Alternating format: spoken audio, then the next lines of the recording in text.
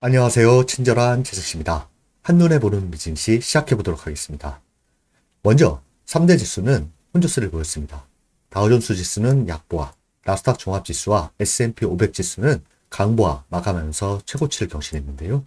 지난주 핵심 키워드는 고용보고서, 기술주 강세, 파월 연준 의장의 말로 요약할 수 있겠습니다. 지난 금요일 고용보고서 발표는 너무 뜨겁지도 차갑지도 않은 골디락스라는 평가가 우세한 가운데 얼마 남지 않은 12월 FOMC에서 25bp 금리 인하 기대가 강화되는 모습을 보였습니다. 발표 결과를 보시면 실업률은 4.2%로 예상치와 동일한 모습을 보였고요.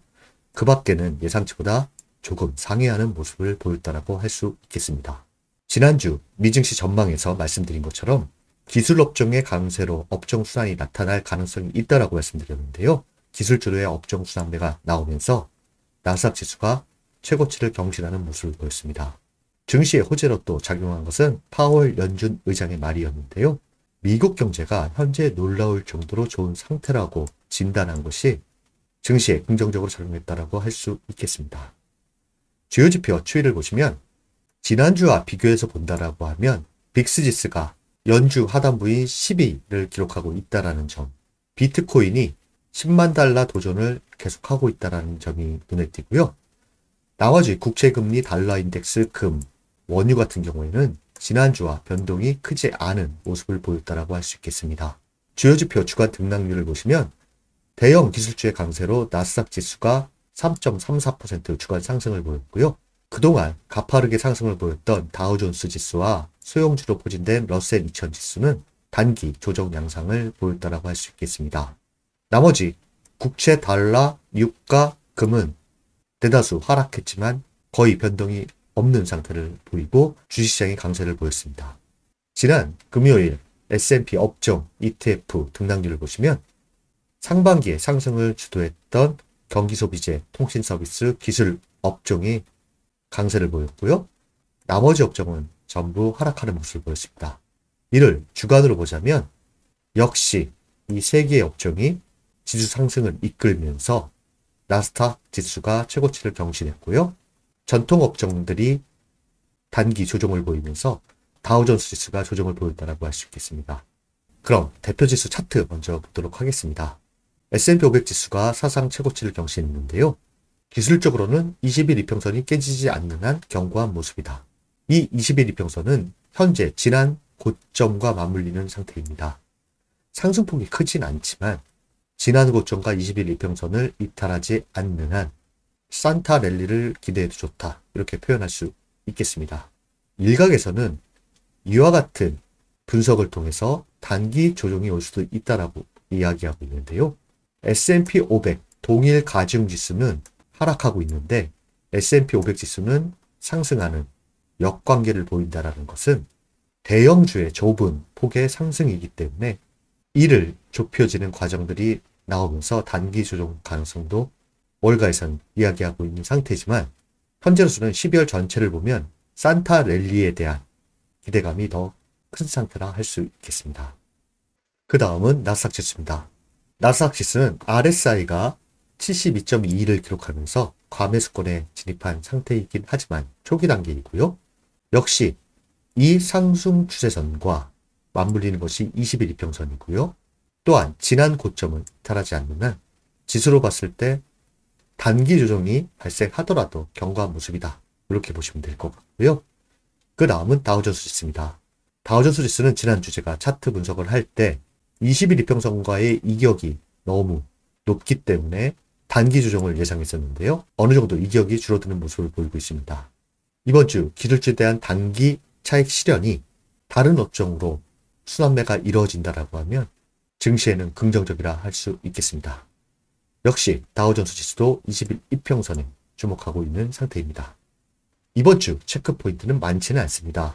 연준에서 중요시하는 인플레이션 지표 CPI가 12월 11일 발표되고요. 그 다음 날은 생산자 물가지수가 발표됩니다.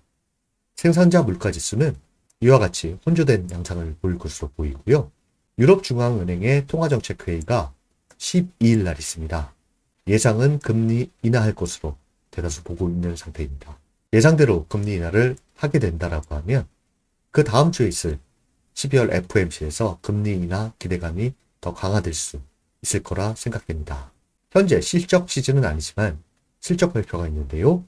눈에 띄는 것은 12월 목요일 장 마감 후 브로드컴과 코스코의 실적 발표가 눈에 띕니다. 그 밖에 오라클, 게임스탑의 실적 발표가 예정되어 있습니다. CPI에 대해서 좀 더 자세히 보자면 다음과 같은데요. 먼저 CPI 경우에는 이전치보다 소폭 오를 것으로 예상하고 있고요. 근원 CPI 같은 경우에는 이전치와 같을 것으로 보고 있습니다.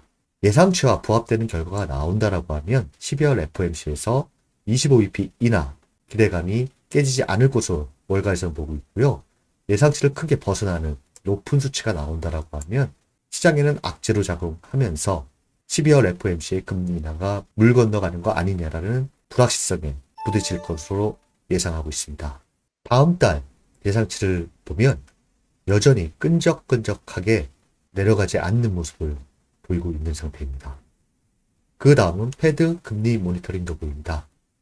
고용보고서로 인해서 25bp 인하 가능성이 85.1%까지 올라갔고요. 금리 동결 가능성이 13.9%, 다가올 17일, 18일 12월 FOMC에서 25bp 인하 가능성에 시장은 기대하고 있는 상태라 할 수 있겠습니다. 연간 추이를 보자면 또 바뀐 것이 있는데요. 지난주에는 내년 금리 인하가 총 2차례 50bp 인하를 전망했었는데 현재는 총 3차례 75bp 인하를 전망하고 있는 상태입니다. 내년 금리 인하 전망이 명확해지는 것은 12월 FOMC 점도표를 보면 확실해지지 않을까 생각됩니다. 중요한 12월 FOMC를 앞두고 있기 때문에 증시는 돌발 재료가 발생하지 않는 한 상승도 하락도 좁은 범위에서 움직일 가능성이 커 보입니다. 그 다음은 금융사 리포트 엿보기입니다. DS투자증권의 리포트인데요. 산타랠리 지속 전망입니다. 이번 주 인사이트인데요. 소개해드리면 다음과 같습니다. 미국 매그니피센트 7 종목들의 상승 모멘텀 둔화에도 불구하고 미증시는 연말 앞두고 산타랠리 흐름을 이어갈 것으로 예상. 연일 신고가를 경신하고 있는 S&P 500 지수와 달리 최근 M7 종목들의 전체 거래량은 점진적으로 축소되며 시장 내 주도록 약화되고 있는 모습. 이에 레벨 부담에 따른 미 증시 단기 조정 우려 부각. 그럼에도 별다른 악재가 부각되지 않는다면 미 증시는 예년과 같이 연말까지 우상향의 흐름을 지속할 것. 이렇게 전망하고 있습니다. 즉 단기 조정이 오더라도 연말까지는 우상향의 움직임, 견고한 모습을 보일 것이라는 것인데요. 최근 5년간 S&P 500 지수와 M7 거래량 추이는 평균적으로 12월 이후 차별화가 진행됐다. 미국 소비 시즌 효과로 소비재 업종이 전통적으로 강세를 보이며 지수 상승을 주도했다. 소비재 업종에 주목해라. 또 한 가지는 올해에는 트럼프 관세 리스크 반사 수혜가 기대되는 AI 소프트웨어 테마의 강세도 지속될 것으로 보고 있습니다. 이 밑에는 S&P 500과 M7 거래량 추이를 그린 그래프라고 할 수 있겠는데요. 참고하시면 될 것 같습니다. DS투자증권에서는 단기 조정이 오더라도 연말까지 깊은 조정 없이 우상향의 흐름을 지속할 것으로 전망하고 있습니다. 한 증권사의 시각이니 참고 정도 하시면 좋을 것 같고요. 그 다음은 시장에서 주목하는 것들입니다. 여러 가지를 갖고 왔는데요. 하나둘 기술적으로 어떤지 체크해 드리도록 하겠습니다. 먼저 10년물 국채 수익률입니다. 10년물 국채 수익률은 이 단기 상승 추세선에 딱 맞물려 있습니다. 그리고 50일, 200일 이평선과도 맞물려 있는데요.